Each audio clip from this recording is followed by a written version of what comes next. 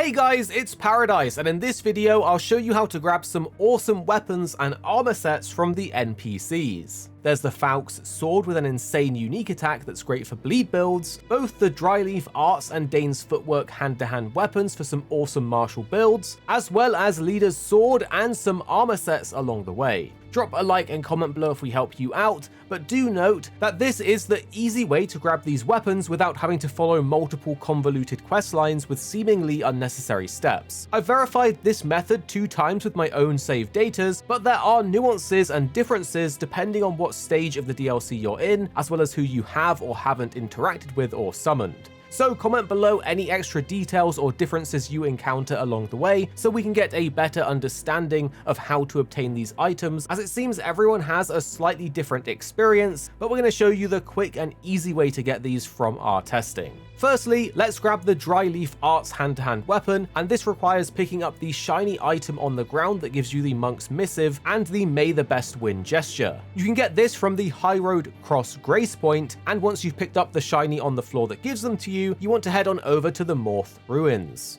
At the Morth Ruins Grace Point, you'll see Dane standing there, and you need to use the May the Best Win gesture in front of him, which will then initiate a 1 versus 1 fight. He's very quick and spams melee attacks, which then are followed up with a Palm Blast, which is a big AoE, so if you see that coming your way, dodge roll a couple of times backwards. After defeating him, you'll get his hat, Dane's hat, as well as the Dryleaf Arts weapon, which is an awesome hand-to-hand weapon that is both infusible and Ash of War customizable, and it comes with the Palm Blast Ash of War. This requires 8 strength and 8 dex, and has a base scaling of D in strength and dex. And then we can grab all of the other things together. Again, there are some nuances based on your choices in the DLC, such as who you've spoken with or summoned to help you in various boss fights. But this is a quick and easy way to grab all of them. Progress through the story until the 3rd boss fight at the Church of Bud. Note, after this point, if you burn the tree, some quest lines will be locked off. This is a sort of point of no return for some quests.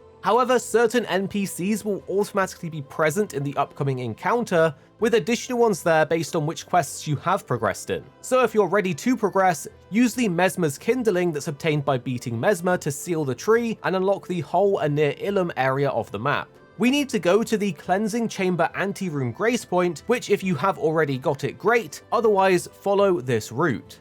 So from Near Ilum, the outer wall Grace Point, follow these stairs going up and then head inside. We're going to go left, but there will be an enemy coming down the stairs, so hide behind this little statue and just see attacks, run forwards, dodge roll the attack and leg it past him, going up into this room. There's a Grace Point to the left if you want it. If not, keep running straight up these stairs and over this bridge ahead. There will be a jump on this bridge, so get ready. Loop around the left, dodging all the mobs and the big mob, and go further up the staircase here. These 2 guys will shoot at you, so you may need to heal afterwards, and I highly recommend popping a Wondrous Physics mix with additional damage negation, because you're about to run past a bunch of enemies, and these ones up this next staircase will spam ground AoEs. I suggest zigzagging your way up so you can actually avoid some of them, but it will take a couple tries. These AoEs are ridiculous. So just keep on trying, running up, getting through the doorway, grab the Grace Point, which is the spiral rise, as you can see here. Once you have the spiral rise, we then have another mad run to make. So go up the stairs until you can jump out the window, loop around to the right, and there'll be some birds up ahead, which you could take out. This will make this sort of initial section a bit easier, but if you want to keep running, just run past them and get ready to jump up onto this higher section, and a bird will ambush you around the corner. Keep dodge rolling, running up through this tower and up the next set of stairs, and get ready because just ahead there'll be another strong mob that we need to run past. Run on these rooftops and hop up on this left side of the roof, dodge that next enemy and go back inside, up the staircase to the top where you'll see a lever. What we want to do is head outside and go up the stairs, and there'll be another horrible enemy up ahead, but we can actually bait him out to get past him and make this a bit easier. This enemy will do a big wind attack and launch it at you, which will still hit you behind the statue, so beware. But use this statue here to bait him out, and when he gets really close, run the opposite way around the statue, and you can easily avoid him without having to fight. But he does drop a really good weapon guaranteed if you do want to actually kill him or take him out. Otherwise, run up and grab the Chamber Anteroom Grace Point here.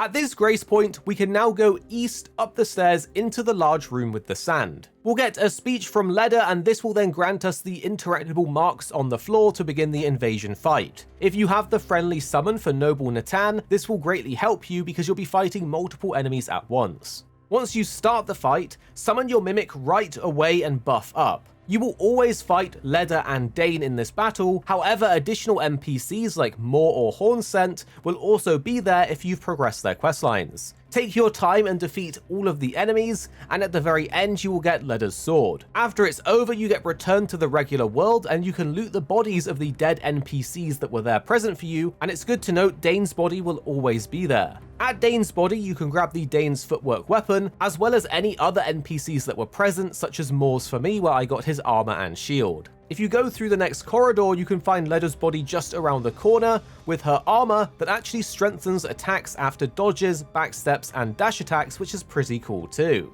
Dane's Footwork is another awesome hand-to-hand weapon, which is infusible and Ash of War customizable too, with D in strength and dex scaling and 8 in both strength and dex requirements. Then you have Ledas Sword, a unique light greatsword with E strength, C dex, and D faith scaling in its base, and an 11 strength, 22 dex, and 19 faith requirement. But it has the awesome Needle Piercer unique attack that sends out 10 golden needles to shoot and home in on your target, which interestingly does cleanse them of ailments and special effects. If Hornsent wasn't present in your final fight, like he wasn't for me, it's likely that you may have summoned him to fight Mesmer. So instead, you can find him as an individual invader just outside of the Church of Bud main entrance grace point here on the map. So if you need to defeat him here, here's the full route.